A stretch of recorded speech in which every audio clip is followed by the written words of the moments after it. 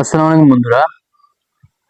আমরা আজকে কি তোমাদের গণিত বইয়ের 17তম অধ্যায় পরিসংখ্যানের আমরা এটা হলো দ্বিতীয় নাম্বার থিওরি। আমরা বলছিলাম প্রথম ভিডিওতে বলছিলাম যে এই দুইটা পার্টি করবো আর কি, এটা হলো থিওরি আর এটা হলো কি ম্যাথ সলভিং। তো এটা থিওরি পার্ট 2 নাম্বার মানে থিওরি আরো একটা ভিডিও আমরা আপলোড করেছি, ওইখানে আমরা আর কি তোমার কি গণসংখ্যা ও বহুভুজ, তারপরে তোমার আয়তলেখ, তারপরে তোমার অজীব রেখা, এগুলো কিভাবে আঁকবা এগুলো একেবারে পুরো বিস্তারিত, এর থেকে বিশ্লেষণ আর কেউ করবে না। একেবারে একবার পুরো ভাঙা ভাঙা বিশ্লেষণ করছি, ঠিক আছে। ওই ভিডিওটাতে তোমরা প্রথম ভিডিওটা যারা দেখো নাই তারা তোমরা দেখে আসবা। ভিডিওর লিংক আমরা দিব ডেসক্রিপশন বক্সে, অথবা আমরা আমাদের পিন কমেন্টে দিব, তোমরা চেক করে দেখে আসবা। দেখে আসলে তাহলে তোমরা তারপর আসে এই ভিডিওটা দেখবা। তারপরে এরপর আরেকটা ভিডিও আছে, ঠিক আছে, ওটা হলো ম্যাথ সলভিং, মানে ওটার থেকে আমরা বোর্ডের ম্যাথ সলভ করে করবো আর কি। ওই ভিডিওটা দেখবা, তাহলে তোমার এই অধ্যায়টা পরিসংখ্যানের এই অধ্যায়টা আর কোনো ভেজাল থাকবে না, ঠিক আছে। একবার পুরো পানির মতন সহজ হয়ে যাবে, একেবারে ভাঙা ভাঙা বিশ্লেষণ দেন, ঠিক আছে। তো আজকে আমরা আলোচনা করবো কেন্দ্রীয় প্রবণতা আর কি, কেন্দ্রীয় প্রবণতা পরিমাপ করার বিষয়ে। কেন্দ্রীয় প্রবণতা কিভাবে পরিমাপ করব সেই বিষয়ে। তো কেন্দ্রীয় প্রবণতা বা সেন্ট্রাল টেন্ডেন্সি, এগুলোর ভিতরে আমরা মধ্যক করব, প্রচুরক করব, গাণিতিক গড় করব, এই তিনটা করব, ঠিক আছে। তো সপ্তম এবং অষ্টম শ্রেণীতে কেন্দ্রীয় প্রবণতা সম্বন্ধে আলোচনা করা হয়েছে। অনুসন্ধানাধীন ভিন্ন অবিন্যস্ত উপাত্তসমূহ মানের ক্রমানুসারে সাজালে উপাত্তসমূহ মাঝামাঝি কোনো মানের কাছাকাছি পুঞ্জীভূত হয়। আবার অবিন্যস্ত উপাত্তসমূহ গণসংখ্যার নিবেশন সারণীতে উপস্থাপন করা হলে মাঝামাঝি একটি শ্রেণীতে গণসংখ্যার প্রাচুর্য দেখা যায়। অর্থাৎ মাঝামাঝি একটি শ্রেণীতে গণসংখ্যা খুবই বেশি হয়। বস্তুত উপাত্তসমূহের কেন্দ্রীয় মানের দিকে পুঞ্জীভূত হওয়ার এই প্রবণতাই হলো কেন্দ্রীয় প্রবণতা। এখানে বলা হয়েছে কেন্দ্রীয় প্রবণতা জিনিসটা কি। কেন্দ্রীয় প্রবণতা জিনিসটা হলো কি, তোমরা যদি কোনো একটা ঘটনার উপাত্তগুলো সংগ্রহ করো, তাহলে যদি উপাত্তগুলো সংগ্রহ করলে কি হবে, ওগুলো যদি তোমরা শ্রেণীভুক্ত করো তাহলে দেখবা একবার মাঝখানে যে শ্রেণীটা আছে না, ওই শ্রেণীতে তোমার গণসংখ্যা অনেক বেশি ঘন, ঠিক আছে। গণসংখ্যা বেশি অন্যান্য শ্রেণীর তুলনায়। মাঝখানে যে গণসংখ্যা পুঞ্জীভূত হওয়ার যে বিষয়টা, এটাই হলো কি এটাই হলো কি এটাই হলো কেন্দ্রীয় প্রবণতা বা সেন্ট্রাল টেন্ডেন্সি, ঠিক আছে। কেন্দ্রীয় মান একটি সংখ্যা এবং এই সংখ্যা উপাত্ত সমূহের প্রতিনিধিত্ব করে। এই সংখ্যা দ্বারা কেন্দ্রীয় প্রবণতা পরিমাপ করা হয়। সাধারণত কেন্দ্রীয় প্রবণতা পরিমাপ করা হলো গাণিতিক গড় করা, মধ্যক, প্রচুরক ইত্যাদি। তো গাণিতিক গড় বা অ্যারিথমেটিক অ্যাভারেজ অর মিন, ঠিক আছে। গাণিতিক গড়টা কি আমরা আসলে দেখব। তো মূলত যে একেবারে সাধারণ যে গড়টা, সেটা হলো তোমার কতগুলো উপাত্ত, উপাত্তগুলোর ভিতরে ধরো তোমার উপাত্ত, ধরো কটা উপাত্ত নেই, 5, 10, তারপরে তোমার 13, 14, 3, 4, এই আর কি কটা উপাত্ত নিলাম, কটা, 1টা 2টা 3টা 4টা 5টা 6টা। এটা সাধারণ গড় করতেছি আমি আর কি, গড়ের যে কিটা আর কি, ওই গড়ে তোমার ধারণা দিতেছি। গড় হলো কি, ধরো তোমরা 5 জন বন্ধু, ঠিক আছে। 5 জন বন্ধু তোমরা কি করলা, কোথাও গেলা ঘুরতে, ঠিক আছে। ঘুরতে গেছো, এখন ঘুরতে গিয়া তোমরা এখানে একটা রেস্টুরেন্টে তোমরা খেতে বসছো, ঠিক আছে। রেস্টুরেন্টে খেতে বসে, এটা ধরো তোমার 5 জন না 6 জন, ঠিক আছে। এখানে যদি 6টা করতে আছে, আমি 6জন, ঠিক আছে। 6জন রেস্টুরেন্টে খেতে গেছো, এখন খেয়ে সেখানে তোমরা এখন তো এক বন্ধু আরেক বন্ধুকে বলতেছে যে বা বিলটা কে দিব, তুই দিবি না আমি দিব না, কে দিব। তাহলে এখন কেউ দিতে রাজি হয় না। তো এখন কে কতটুকু খাইছে সেই অনুযায়ী সে বিল দিবে। এখন কে কতটুকু খাইছে তো এটা তো কেউ পরিমাপ করে নেই নাকি। তাহলে কি হবে, তাহলে একজন বললো যে না আমরা তাহলে এখানে গড় করি, ঠিক আছে। মানে গড় কতটুকু খাইছি আমরা সেই বিষয়ে আর কি, সেই গড় অনুযায়ী আমরা সবাই সেই গড় পরিমাণ খাদ্যের আমরা টাকাটা দিব, ঠিক আছে। তো ধরো সবাই মোট খেলো, ধরো এখানে আছে কত মোট, এটা তারা জান না যে কে কতটুকু খাইছে। ধরো প্রথম বন্ধু খাইছে 5, তারপর খাইছে 10, তারপরে একজন খাইছে 1300 টাকার, তারপর একজন খাইছে মনে করো এই আর কি 140 টাকার, এরকম কিছু আর কি। এইগুলো দ্বারা আমি যা বুঝাইতে চাইছি আর কি। তো মোট কত আর কি, মোট তারা মোট কত টাকার করছে আর কি, খাইছে। ধরো মোট খাইছে ধরো 2000 টাকার খাইছে, ঠিক আছে, তারা মোট 2000 টাকা খাইছে, কিন্তু কে কত টাকার খাইছে এক্স্যাক্টলি, কেউ কত বেশি খাইছে কেউ কম খাইছে, ঠিক আছে, কে কত টাকা খাইছে তারা জানে না। তো তারা গড় করবে, গড় করে তারপরে সেই গড়ে সবাই টাকা দিবে, ঠিক আছে। তাহলে বন্ধু হচ্ছে কয়জন, 6 জন, আর খাইছে মোট কয় হাজার টাকা, 2000 টাকা, ঠিক আছে। তাহলে কি করব, এই 2000 কে 6 দিয়ে ভাগ দিব, 6 দিয়ে ভাগ দিব, ঠিক আছে। তাহলে গড়ে 333 টাকা করে, ঠিক আছে, 333 টাকা আর একটু আছে আর কি, যাই হোক। তো এটাই হলো আর কি গড়ের ব্যবহার আর কি, গড়ের আর কি একটা ধারণা দিলাম তোমাকে। তো এখানেও তোমার এই যে তিনটা উপাত্ত, এই তিনটা উপাত্তের থেকে আমরা গড় উপাত্তটা আমরা বের করব, ঠিক আছে। তো গড় উপাত্তটা বের করার ক্ষেত্রে আমরা প্রথমে এই উপাত্ত 6টা আর কি, এখানে 6টা উপাত্ত, 6টা উপাত্তকে আমরা যোগ করব। তো 5 যোগ 10 যোগ 13 যোগ যোগ 14 যোগ 7, ঠিক আছে। তো এটা 6টা উপাত্তকে যোগ করলে আছে 49, আর এখানে উপাত্ত সংখ্যা আছে 6টা, মানে মোট উপাত্ত যোগফল বাই মোট উপাত্তের সংখ্যা, এটা হলো আর কি সাধারণ গড় নির্ণয়ের সূত্র, ঠিক আছে। মোট উপাত্তের যোগফল, এটা তোমার এমসিকিউ তে লাগবে, ঠিক আছে। মোট উপাত্তের যোগফল, যোগফল বাই মোট উপাত্তের সংখ্যা, ঠিক আছে। মোট উপাত্তের সংখ্যা, উপাত্তের উপাত্তের সংখ্যা। তো এখানে মোট উপাত্তের সংখ্যা যোগফল আসলো কত, 49, ঠিক আছে। 49, এখানে মোট উপাত্তের সংখ্যা হলো 6। তো গড় আসলে 8.1666 আর কি এরকম পুনঃপুন।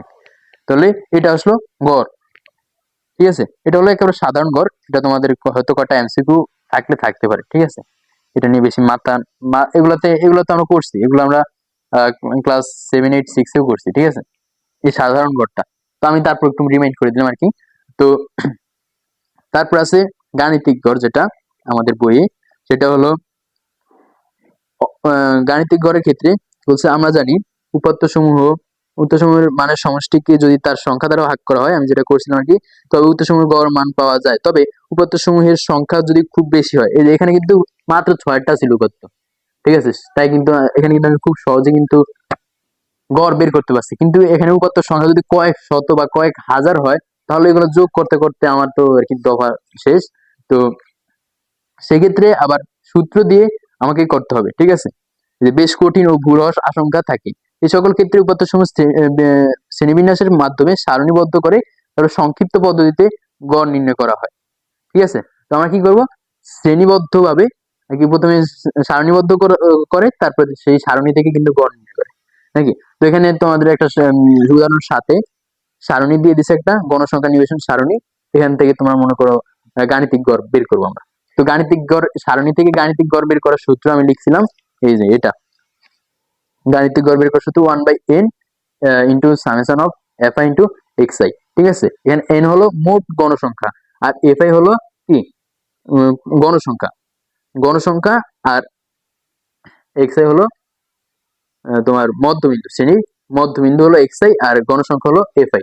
আর summation of F I into X I মানে আর কি মোট যে সকল গণসংখ্যা আর মধ্যবিন্দু আছে প্রতি শ্রেণীর গণসংখ্যা মধ্যবিন্দুর গুণফল গুলারে মোট যোগ করছে আর কি, যোগ করে এই এটা দেখবা তুমি একটু পরেই দেখবা, যখন আমি করে দেবো অঙ্কটা তখনই তুমি দেখবা যে আসলে বিষয়টা কি। তোমরা জাস্ট এখন সূত্রটা মনে রাখো যে 1/n into summation of F I into X I, ঠিক আছে। এটা হলো আমাদের সূত্র গাণিতিক গড় নির্ণয়ের ক্ষেত্রে, কিসের ক্ষেত্রে, বিন্যস্ত উপাত্তের ক্ষেত্রে। তো আমরা এই যে এই সারণীটা থেকে, এই গণসংখ্যা নিবেশন সারণীটা থেকে আমরা গাণিতিক গড়টা বের করব। তো প্রথমে গাণিতিক গড় বের করতে হলে আমাদের লিখতে হবে গাণিতিক গড় নির্ণয় সারণী, ঠিক আছে। গাণিতিক গড়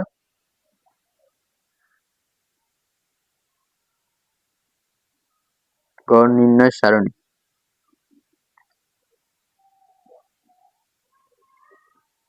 ঠিক আছে। তো এখানে আমাদের আগের মতনই যে কটা রো কটা দিতে হবে আর কি, 1টা 2টা 3টা 4টা 5টা 6টা 7টা 8টা, 8টা, ঠিক আছে। 8টা আছে ঘর, তো এখানে আমরা 8টা ঘর আঁকবো আনুভূমিক ভাবে, মানে 8টা রো আঁকবো, ঠিক আছে। তো 8টা রো আঁকি।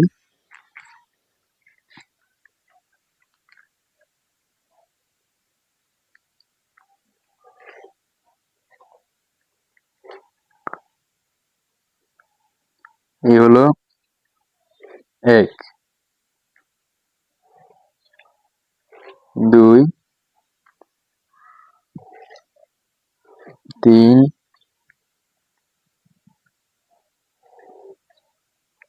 4, 5, 6, তারপরে হলো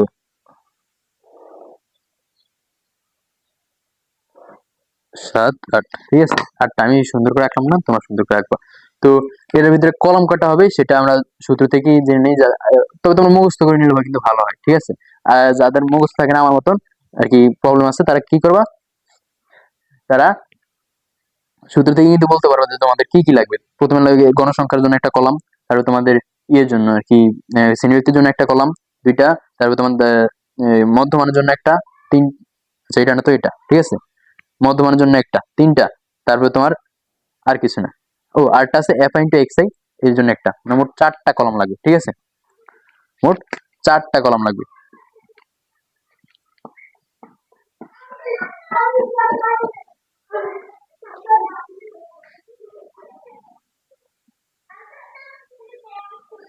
এই এটা হলো শ্রেণীব্যক্তি,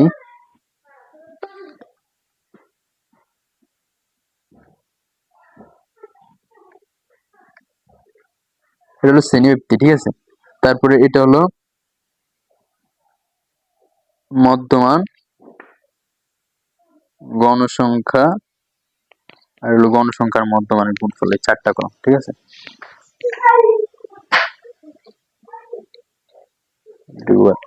তো শ্রেণীব্যক্তি,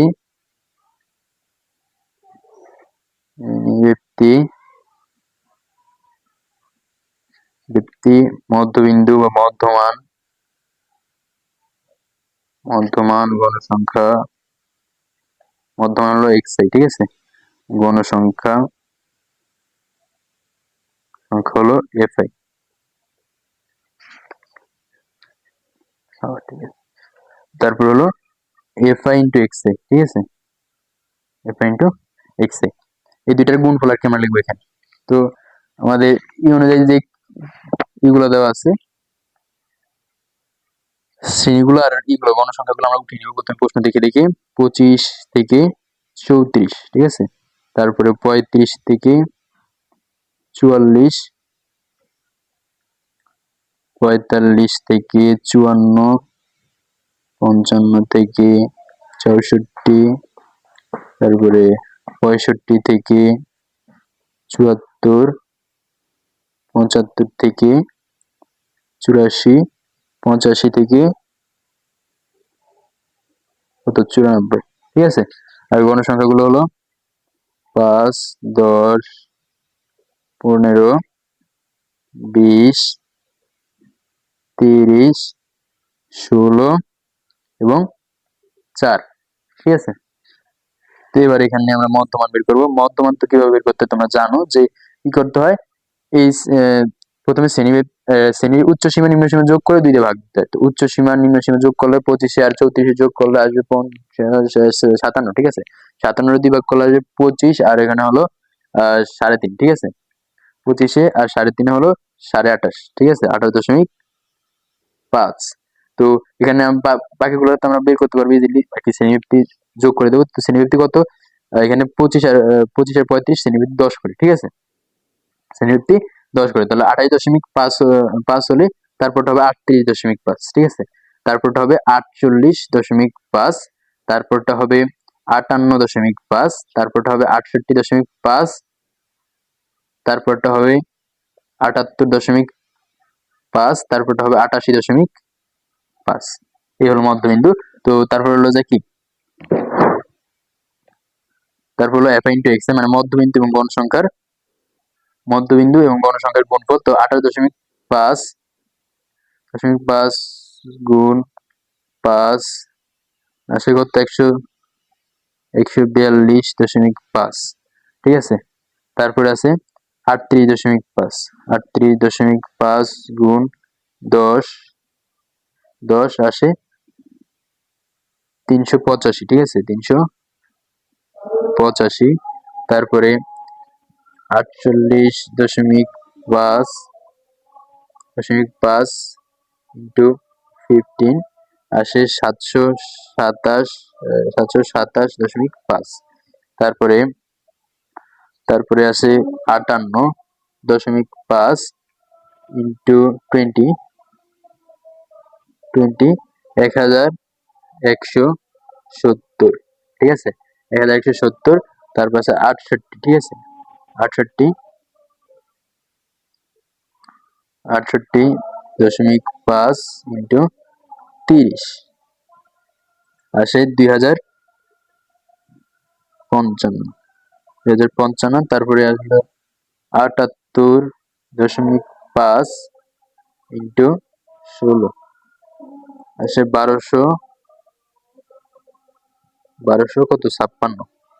তারপর আছে তোমার 88.5 ইন্টু 4, 354, ঠিক আছে। তো তোমরা এখানে আরেকটা ঘর রাখবা, ঠিক আছে, আরেকটা ঘর রাখবা এখানে মোট যেটা আছে না ওটা লেখার জন্য, ঠিক আছে। তো এখানে মোট n মানে মোট গণসংখ্যা এখানে কতজন বলছিল জানি, সে কোনো একটি শ্রেণীর শিক্ষার্থীদের গণিতে প্রাপ্ত নম্বরের গণসংখ্যা নির্বাচন সারণী দেওয়া হলো, প্রাপ্ত নম্বর গাণিতিক গণনা করা আছে। এখানে গণসংখ্যাগুলো আমি যোগ করিনি। তো 15, 30, 50, 80, 80 আর হলো 20, 100, ঠিক আছে। মোট গণসংখ্যা হলো 100, এর মান 100। আর এখানে summation of fi into xi, মানে এগুলো হলো যোগ, ঠিক আছে, এগুলো সবগুলোর যোগফল, ঠিক আছে। 142.5 যোগ 385 যোগ 727.5 যোগ 1170 যোগ 2055 যোগ 1256 যোগ 354, মোট 6090, ঠিক আছে। কত 6090, ঠিক আছে। এটা হলো কি summation of fi into xi এর মান। তো তারপরে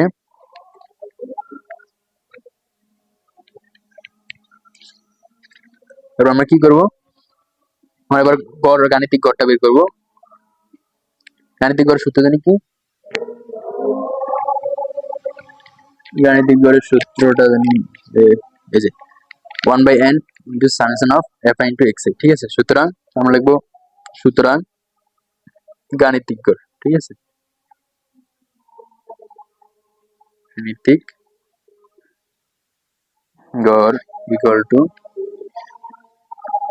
1/n into summation of fi into xi, ঠিক আছে। তো এখানে 1/n এর মান হলো কত 100, ঠিক আছে। মোট গণসংখ্যা n হলো কি, মোট গণসংখ্যা 100, সামেশন অফ x এর মান কত 6090। তো এখানে কত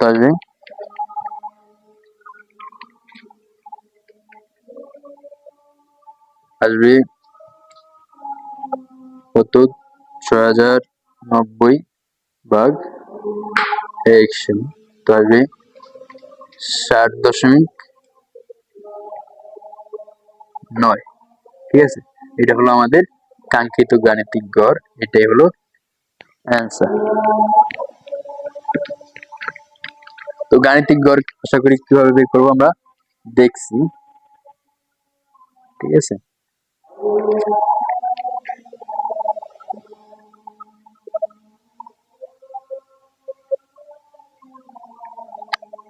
তো আমার যদি হিসাবে ভুল হয়ে থাকে তাহলে তোমরা কিন্তু ভালো করে হিসাব করবে, ঠিক আছে। এখানে হিসাব করতে একটু গোলমেল হওয়ার সম্ভাবনা আছে, হিসাব কিতাবে গোলমেল করবা না, ঠিক আছে।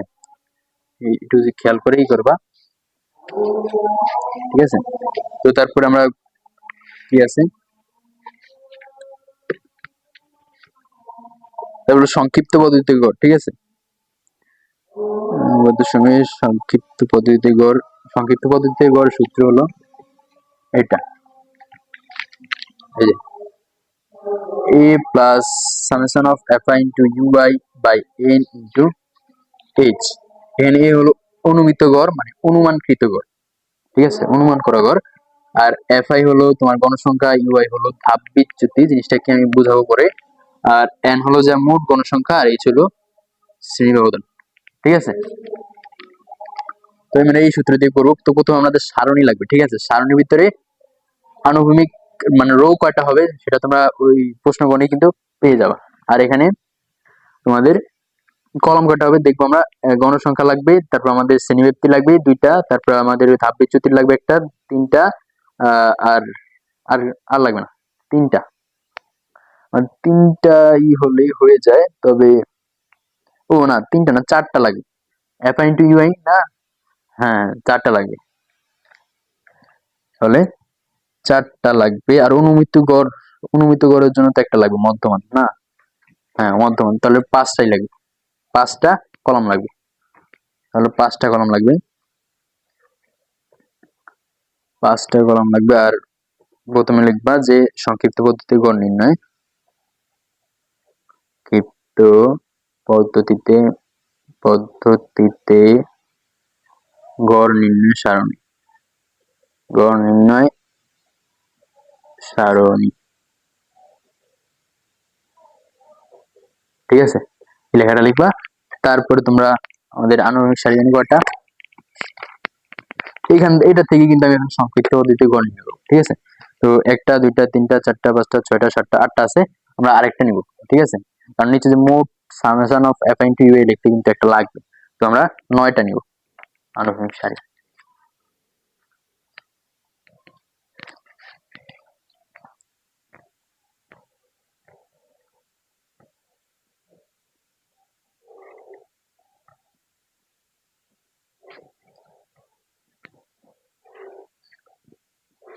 এক, দুই,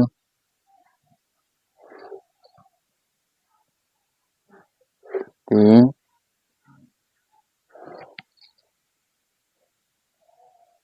চার,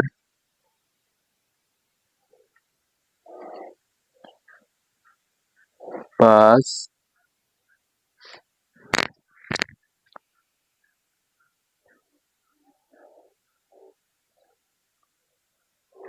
ছয়,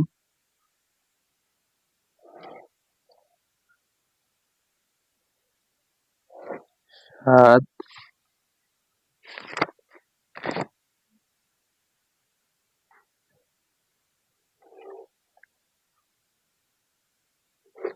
আট,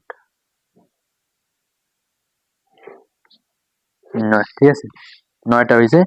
তারপরে পাঁচটা কলাম, প্রথমটা হলো শ্রেণীবৃত্তি, মধ্যমান,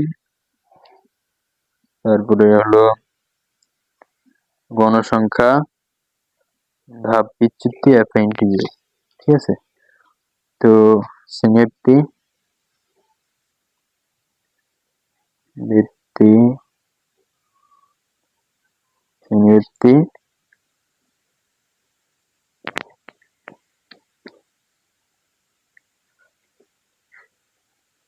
তারপর হলো মধ্যমান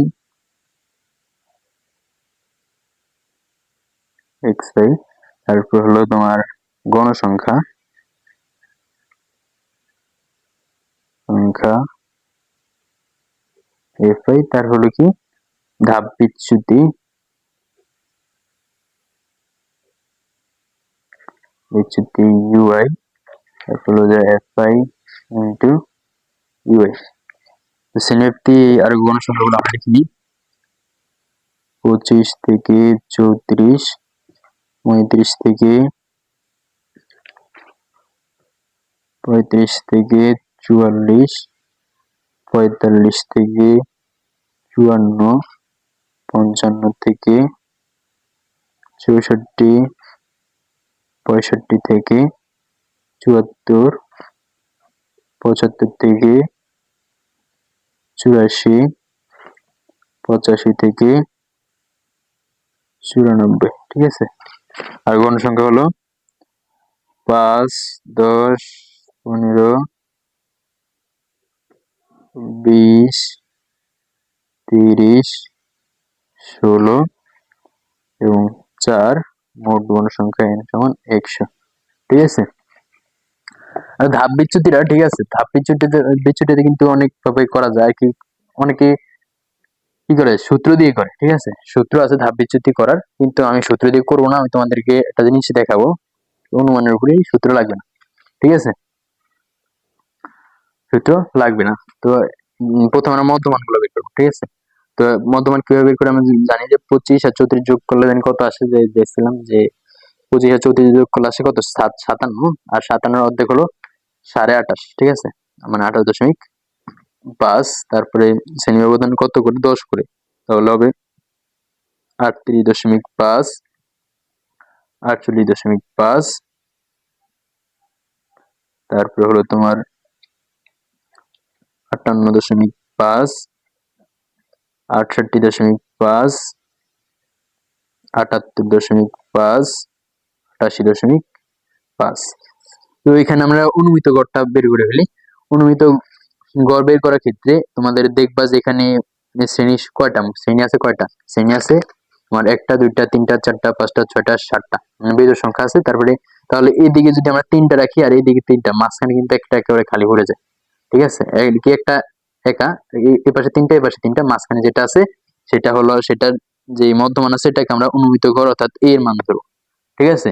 তো এখন তুমি বলতে পারো যে যদি মোট শ্রেণীর সংখ্যা যদি জোড় হয়, যদি এখানে 7টা থেকে 6টা থাকতো তাহলে কি করতাম, তাহলে তুমি একদিকে যে কোনো একদিকে রেখে একটা বেশি রাখলেও কিন্তু সমস্যা হতো না, মানে এখানে 3টা রেখে এখানে 2টা রেখে মাঝখানে এটা নিতে পারতা, অথবা এখানে 3টা রেখে এখানে 2টা রেখে এটা নিতে পারতা, ঠিক আছে। সেক্ষেত্রে কোনো সমস্যা হবে না, তবে আমি সাজেস্ট করবো যে মাইনাসের দিকে যত সম্ভব কম রাখতে, তাহলে হিসাব আমাদের সরল সোজা হবে, ঠিক আছে। তো ধাপ বিচ্যুতি তোমার কি করবা, এই এই যেটা আছে মানে অনুমিত গড়ের যে শ্রেণীটা ছিল ওইখানে ওই বরাবর ধাপ বিচ্যুতি শূন্য হবে, ঠিক আছে। আর উপরের দিকে হবে নেগেটিভ, নিচের দিকে হবে পজিটিভ, তাই না, হ্যাঁ, উপরের দিকে নেগেটিভ নিচের দিকে পজিটিভ। -1, -2, -3, এখানে নিচের দিকে 1 2 3, ঠিক আছে, এই করলাম। তো এবার আমরা হিসাব কিতাব করে fi ইন্টু ইউআই বের করবো। তো প্রথমটার ক্ষেত্রে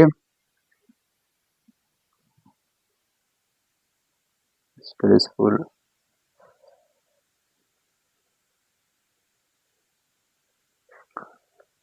তো প্রথমটার ক্ষেত্রে 28.5 আর ইন্টু হলো -3, তো এটা ঋণাত্মক আসবে, প্লাস মাইনাস মাইনাস 3 গুণ 28.5, তো আসবে 85.5, ঠিক আছে। তারপর এই দুইটা গুণ করবা, এই দুইটা গুণ করলে আসবে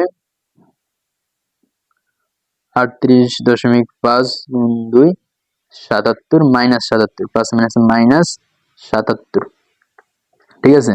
তারপরে এই দুইটা গুণ করে -1 আর 48.5 গুণ করলে -48.5 আসবে, আর শূন্য দিয়ে এটা গুণ করলে তো শূন্যই হবে, আর 68.5 কে 1 দিয়ে গুণ করলে 68.5ই আসবে। তারপরে 78.5 কে 78.5 গুণ 2 2 করলে আসবে 157, 157, আর 88.5 গুণ 3 আসবে 265.3। এবার হচ্ছে summation of fy into U, একবার সহজ না, একেবারে সহজ। তো তোমরা এভাবে এই মেথডেই করবা, ভুল হবে না যদি খেয়াল করে করো, ঠিক আছে। তো এইগুলো আমরা যোগ করে ফেলবো, যোগ করে এটা এখানে এখানে লিখবো আর কি। তো এখানে এটার সাথে আমরা যোগ করব কত, 157, 157 যোগ 68.5, 68.5 যোগ 0 যোগ যোগ, তো এখানে আমরা সুবিধার্থে, আচ্ছা আমরা এটা আসে এই পর্যন্ত, ঠিক আছে। তারপর এবার এবার থেকে আমরা মাইনাস দেবো। তো এখান থেকে মাইনাস করবো আমরা 48.5, ঠিক আছে। 48.5 ইকুয়াল টু এত, এখান থেকে আবার মাইনাস করবো 77, 77 ইকুয়াল টু এত, এখান থেকে আবার মাইনাস করবো 85.5, 85 মাথা 0.5, ঠিক আছে। তো কত আসছে? 280। এসব কি ভুল হলো নাকি?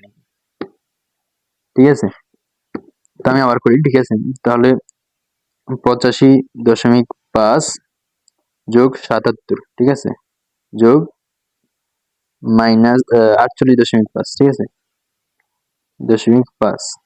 তো এখানে আছে 211, এটা হবে মাইনাস, ঠিক আছে, মাইনাস 211। এই পর্যন্ত হলো কি মাইনাস 211, 211। আর এই পর্যন্ত আমরা যোগ এখন ই করবো, হিসাব করি। 68.5 যোগ 157 যোগ 265.3, 265.3 নাকি? এটা হবে কিনা? 265.3 তো হওয়ার কথা না।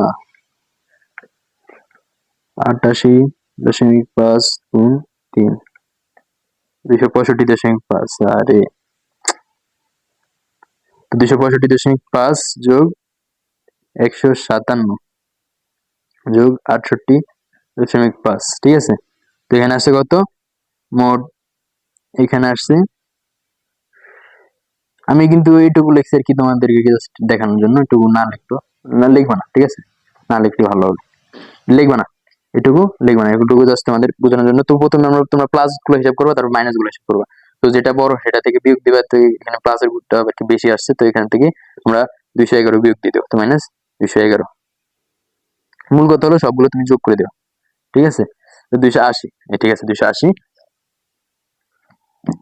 এগুলো লেখা লাগবে না। এই 280 হলো F I into summation of F I into U I এর মান। এবার আমরা সূত্রের ভিতরে বসিয়ে দিলেই কিন্তু আমাদের খেলা গেম ওভার, ঠিক আছে। তো আমরা এখন সুতরাং গড় বার এক্স, এটা কি বলো? বার এক্স সমান সূত্র জানি কি A plus summation of F I into U I by N into H. এখানে অনুমিত গড় দিচ্ছিলাম আমরা কত? 58.5, ঠিক আছে। তো এখানে অনুমিত গড় 58.5 যোগ এন এর মান 100, আর উপরে এফ আই ইন্টু ইউ এর মান 280,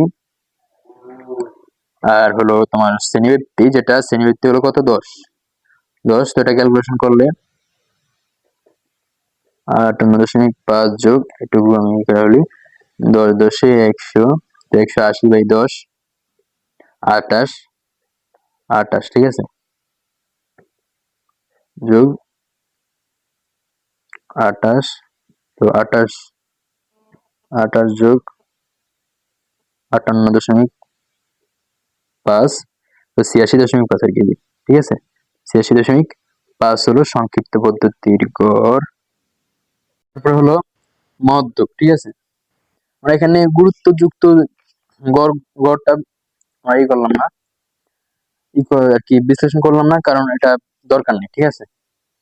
এটা থেকে প্রশ্ন আসে না পরীক্ষাতে, ঠিক আছে। তো আমরা তারপর মধ্যক করবো, ঠিক আছে। মধ্যক আমরা জানি উদ্দীপকে আমার দুই ধরনেরই দেয়, আমাদেরকে কত দেয়? দুই ধরনের। এক ধরনের হলো বিন্যস্ত, আর আরেক ধরনের হলো অবিন্যস্ত, ঠিক আছে।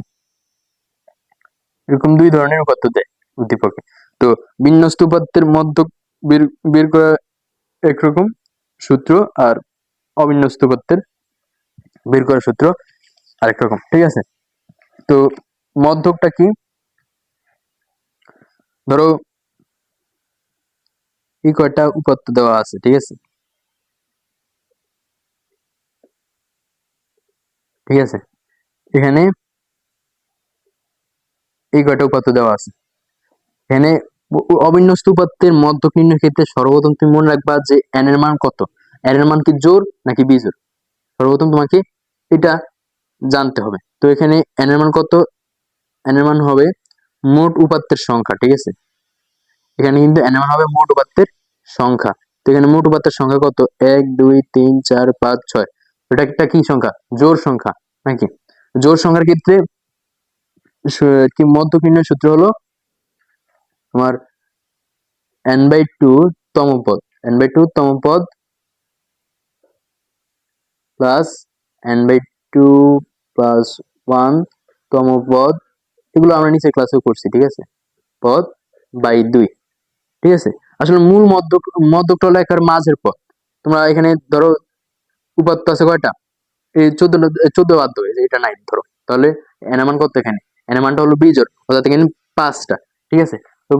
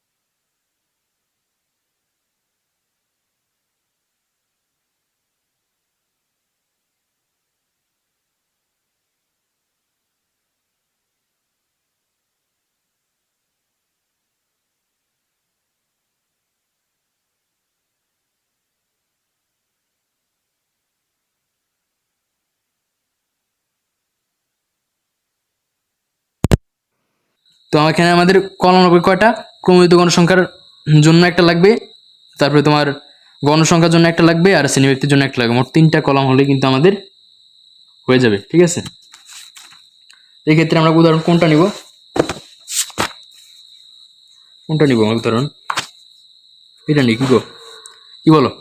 আমরা এই যে উদাহরণ 12 দিয়ে কিন্তু এটা করব, উদাহরণ 12 দিয়ে। ঠিক আছে, উদাহরণ 12 দিয়ে করি এটা।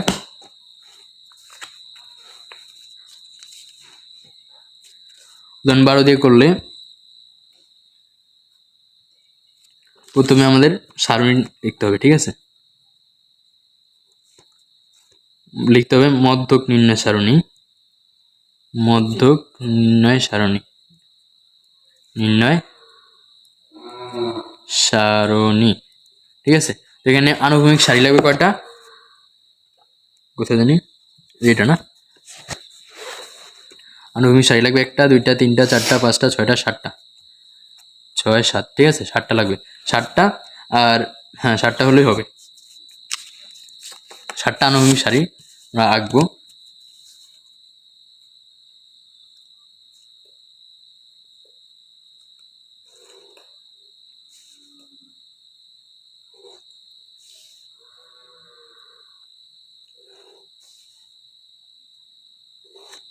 এক,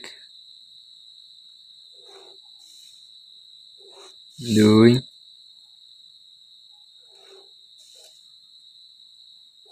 তিন, চার,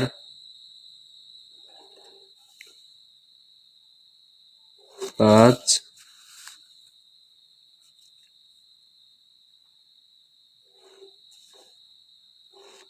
ছয়,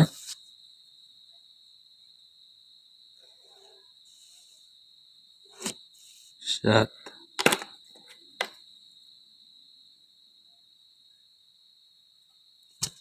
ঠিক আছে, আমরা 7টা আঁকলাম, 1 2 3 4 5 6 7।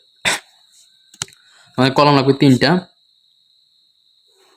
1 2 3।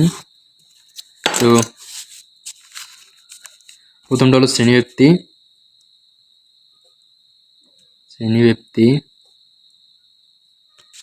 তারপরটা হলো গণসংখ্যা, তারপরটা হলো ক্রমযোজিত গণসংখ্যা।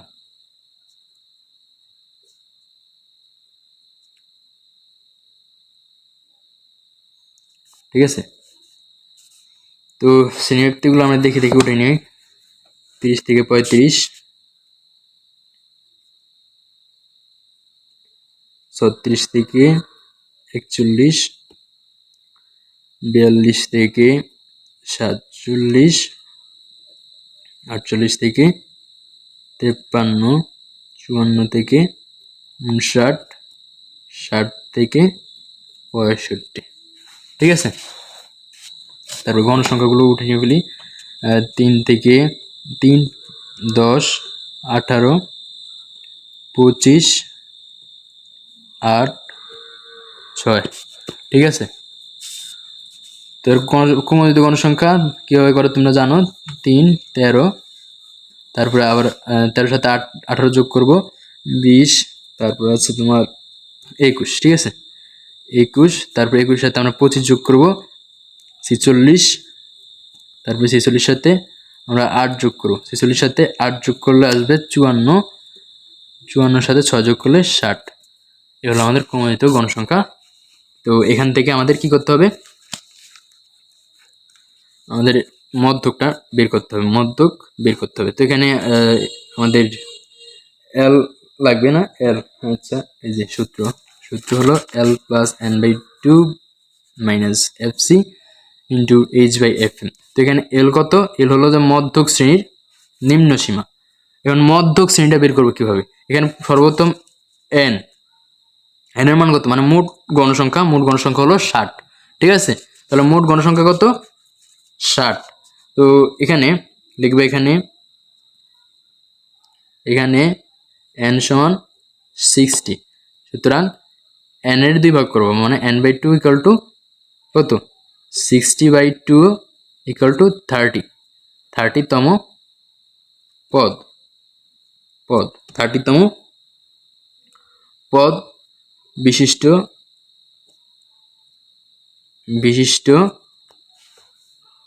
শ্রেণীটি হলো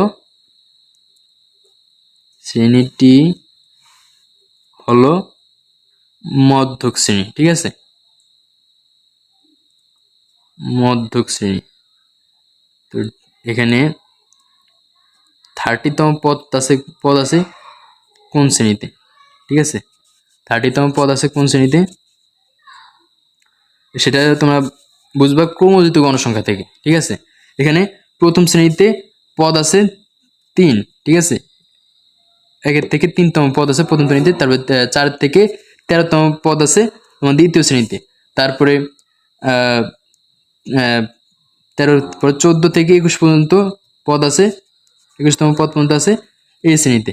ঠিক আছে, অর্থাৎ তৃতীয় শ্রেণীতে। তারপরে 22 থেকে 46তম পদ পর্যন্ত আছে তোমার এই শ্রেণীতে। ঠিক আছে, তাহলে এখানে এটাই হলো মধ্যক শ্রেণী, যেহেতু 22 থেকে 46তম পদগুলো হলো এই শ্রেণীতে।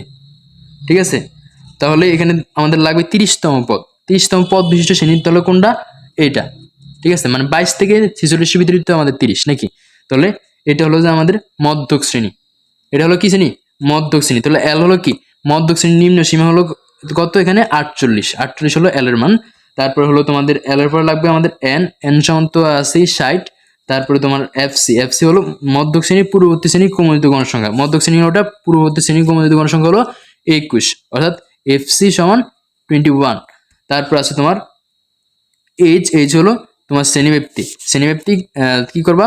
36 থেকে 30 বিয়োগ করবা। 36 থেকে 30 বিয়োগ করলে আসবে কত? 6। 6 হলো শ্রেণীব্যাপ্তি। তারপরে হলো তোমার, তারপরে কি, তারপরে হলো আর কি জানি লাগবে? এফএম। আচ্ছা, এফএম হলো মধ্যক শ্রেণীর গণসংখ্যা। এফএম হলো মধ্যক শ্রেণীর গণসংখ্যা 25। ঠিক আছে, তো এগুলো এখন সুতরাং এখানে আরেকটু লিখবা যে সুতরাং মধ্যক শ্রেণী সমান কত? 48 থেকে 53 শ্রেণীটা। ঠিক আছে, সুতরাং এখানে মধ্যক এল প্লাস এই সূত্রগুলো মনে রাখবে। ঠিক আছে, n/2 minus FC into h/fm।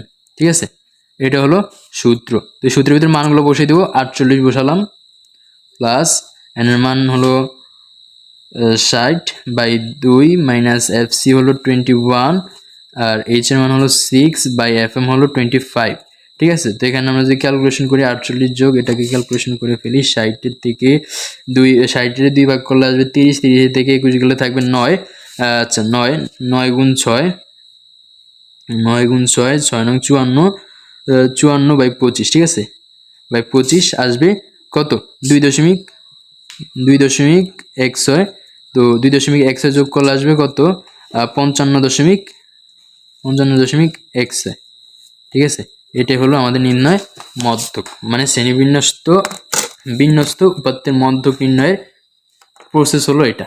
ঠিক আছে, আশা করি তোমরা সবাই বুঝতে পারছো। না বুঝতে পারলে যদি কোনো স্পেসিফিক জায়গাতে যদি কোনো সমস্যা থাকে তাহলে তুমি আমাদেরকে জানাতে পারো। ঠিক আছে, আমাকে জানাবা, কমেন্ট বক্স খালি আছে, সেখানে কমেন্ট করবা। ঠিক আছে, তো আমাদের মধ্যক গেল, তারপরে আছে আরেকটা প্রচুরক। তারপরে প্রচুরকের পরে কিন্তু আজকে ছুটি। ঠিক আছে, প্রচুরকের পরে আজকে ছুটি। তো তোমরা প্রচুরকটাও ধৈর্য সহকারে দেখো। প্রচুরক নির্ণয় সূত্র হলো এটা, যে L plus f1/f1 plus f2 into H. এখানে এল হলো প্রচুরক শ্রেণীর নিম্ন সীমা, f1 যেটা, এটা হলো প্রচুরক শ্রেণীর গণসংখ্যা মাইনাস প্রচুরক শ্রেণীর পূর্ববর্তী শ্রেণীর গণসংখ্যা, আর f2 হলো প্রচুরক শ্রেণীর গণসংখ্যা মাইনাস প্রচুরক শ্রেণীর পরবর্তী শ্রেণীর গণসংখ্যা। ঠিক আছে, তাহলে f1 কোনটা? প্রচুরক শ্রেণীর গণসংখ্যা থেকে পূর্ববর্তী শ্রেণীর গণসংখ্যা বিয়োগ দিলে আমরা f1 এর মান পাবো, আর f2 পাবো প্রচুরক শ্রেণীর গণসংখ্যা থেকে প্রচুরক শ্রেণীর পরবর্তী শ্রেণীর গণসংখ্যা বিয়োগ দিলে আমরা f2 এর মান পাবো, আর এই হলো শ্রেণীব্যাপ্তি। তো আমরা করি,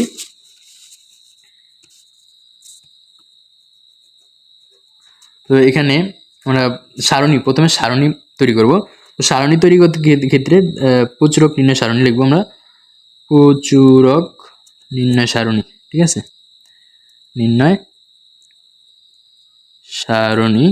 তো এখানে আনুভূমিক সারি লাগবে কয়টা আর কি, মানে এটা থেকেই করবো। ঠিক আছে, হাতের সামনে যেটা পাইছি এটা থেকেই করবো, এটা থেকে আমরা প্রচুরক নির্ণয় করবো।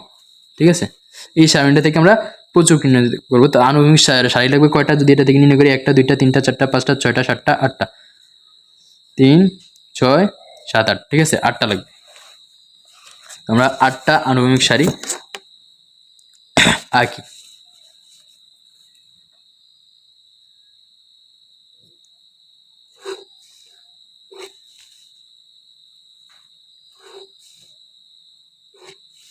এক,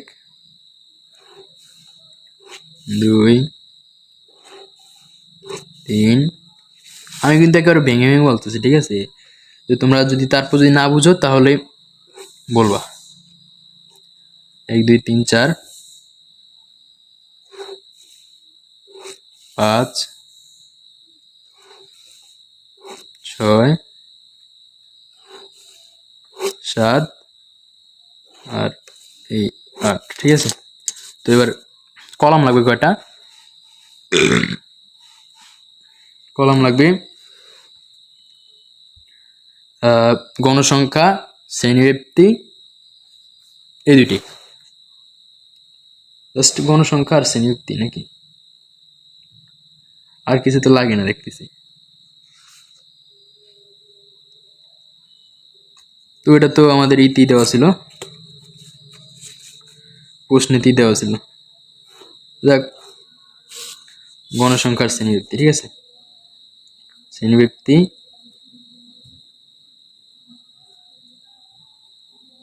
ব্যক্তি, আর হলো গণসংখ্যা। ঠিক আছে, তো প্রথমে আমরা এই সারণীটা আঁকবো সুন্দর করে, তারপরে আমরা সূত্রের ভিতরে আমাদের প্রয়োজনীয় মানগুলো বসিয়ে দিয়ে তারপর আমরা ক্যালকুলেশন করলে কিন্তু আমাদের চলে আসবে মান। এর থেকে ইজি অঙ্ক আর কিছু আছে বলে এই গ্রেডে আমি মনে করি না। আর সেটারটাও কিন্তু ইজি। ঠিক আছে, সেটাও কিন্তু ইজি। তাহলে শ্রেণীব্যক্তিগুলো কি, শ্রেণীব্যক্তিগুলো 31 থেকে 40, 41 থেকে 50, 51 থেকে 60, 61 থেকে 70, তারপরে 71 থেকে 80, 81 থেকে 90, 91 থেকে 100। আর গণসংখ্যা 4 6 8 12 9 7 4। তো এখানে এল কত, এল হলো প্রচুর, এখানে প্রচুরক শ্রেণীটা বের করতে হবে। ঠিক আছে, তো এখানে লিখবা যে এখানে প্রচুরক শ্রেণী হলো সর্বোচ্চ গণসংখ্যা যে শ্রেণীতে, ওই শ্রেণীটা হলো প্রচুরক শ্রেণী। এখানে সর্বোচ্চ গণসংখ্যা এবার মাঝখানে শ্রেণী, এটা হলো 12 গণসংখ্যা, সর্বোচ্চ গণসংখ্যা সেই শ্রেণীটি হলো 61 থেকে 70। এখানে সর্বোচ্চ গণসংখ্যা লিখবা, এখানে সর্বোচ্চ গণসংখ্যা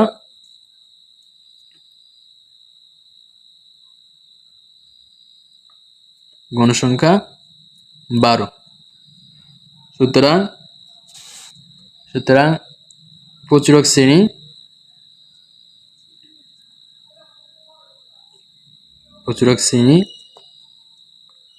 হলো কত, 61 থেকে 70। এটা হলো প্রচুরক শ্রেণী। আর প্রচুরক শ্রেণীর নিম্ন সীমা কত, 61। তাহলে এল এর মান 61। আর F1 এর মান হবে তোমার প্রচুরক শ্রেণীর গণসংখ্যা মাইনাস প্রচুরক শ্রেণীর পূর্ববর্তী শ্রেণীর গণসংখ্যা, মানে প্রচুরক শ্রেণীর আগের শ্রেণীর গণসংখ্যা। এখানে প্রচুরক শ্রেণীর গণসংখ্যা হলো 12, আর এটা থেকে তার পূর্ববর্তী শ্রেণীর গণসংখ্যা হলো 8, মাইনাস 8 গেলে আসবে তোমার 12 থেকে 8 গেলে থাকবে 4। ঠিক আছে, তারপরে F2 হলো প্রচুরক শ্রেণীর গণসংখ্যা বিয়োগ পরবর্তী শ্রেণী গণসংখ্যা, অর্থাৎ 9 বিয়োগ দিলে আসবে 3। ঠিক আছে, এবং এইচ হলো কি, এইচ হলো শ্রেণীব্যক্তি কত, 41 থেকে 31 গেলে 10। ঠিক আছে, শ্রেণীব্যক্তি 10। সুতরাং এখানে প্রচুরক প্রচুরক সমান L plus F1 by F1 plus F2 into H। এখানে L এর মান 61 প্লাস F1 এর মান 4, নিচে 4 F1 এর মান আর F2 এর মান 3 গুণ 10। তো এখানে 61 যোগ 4 10 40 বাই 3 4 7, ঠিক আছে। তাহলে 40 বাই 7 করলে 40 ডিভাইডেড বাই 7 আসে 5.71, ঠিক আছে। তারপরে বক্রস্থ করে আছে কতগুলা, তো তার সাথে আবার যোগ করতে হবে এখন 61 যোগ 5.71, এটা তো 66.71 আসবে, 66.71, ঠিক আছে। এটা হলো নির্ণয় প্রচুরক, ঠিক আছে, অ্যান্সার। তো তোমরা এই প্রসেসে সকল অঙ্কগুলো করবা। তো আমাদের থিওরি শেষ হলো, তারপর আমরা করবো কি ম্যাথ সলভিং, মানে আমরা বোর্ড কোয়েশ্চেন সলভ করবো কিছু। পরবর্তী যে ভিডিওটা আসবে সেই ভিডিওটা হবে লাস্ট ভিডিও, ওই ভিডিওতে আমরা বোর্ড কোয়েশ্চেন সলভ করবো। এগুলো সবগুলো মানে গণিতের এই সিরিজের যত ভিডিও আমরা আপলোড করতেছি এসএসসি 26-27 ব্যাচের জন্য, ওই সকল ভিডিও আমরা একটা প্লেলিস্টে রাখছি। ওই প্লেলিস্টের লিঙ্ক আমাদের এই ভিডিওর ডেসক্রিপশন বক্সে এবং পিন কমেন্টে দেওয়া হবে, তোমরা ওই প্লেলিস্টে ভিজিট করবা। তো গণিতের আর কোনো সমস্যা থাকবে বলে আমি মনে করি না, যদিও থাকে তাহলে তোমরা কী করবা, তাহলে আমাকে ইনফর্ম করবা, মানে আমাকে জানাবা যে কোথায় সমস্যা বা কোনটা আর একটু বিশ্লেষণ করে করতে হবে। তো আমরা আবার ভিডিও বানাবো সেই বিষয়ে, ঠিক আছে। তো সবাইকে ধন্যবাদ, আল্লাহ হাফেজ। সবাই আমাদের চ্যানেলটা সাবস্ক্রাইব করে রাখবো।